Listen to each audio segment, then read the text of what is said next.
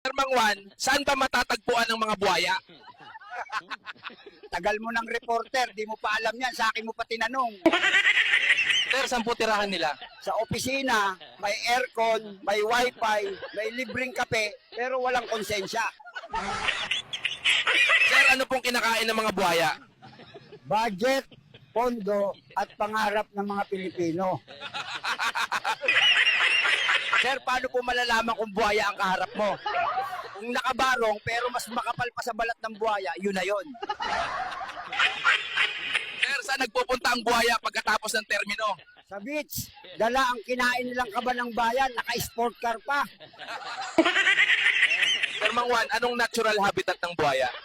Session hall, at minsan, birthday party ng kapwa buhaya. Sir Mang Juan, may alam po ba kayong buhayang mabait? Meron.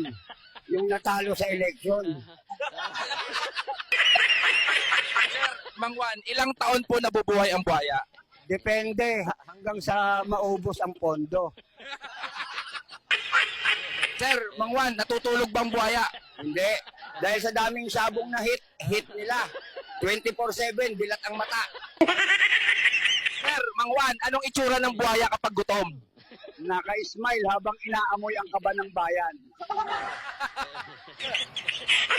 Sir Mang Juan, may takot po ba ang buhaya? Meron, takot mawala ng pork barrel.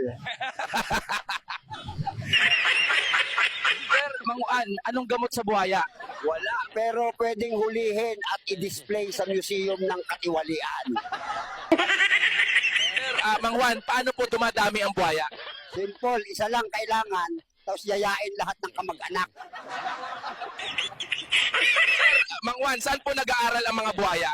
Sa University of Corruption, may kurso silang Kurakot 101. Sir Mang Juan, bakit po malalaki ang tiyan ng buhaya? Kasi busog sa budget, pero gutom sa prinsipyo.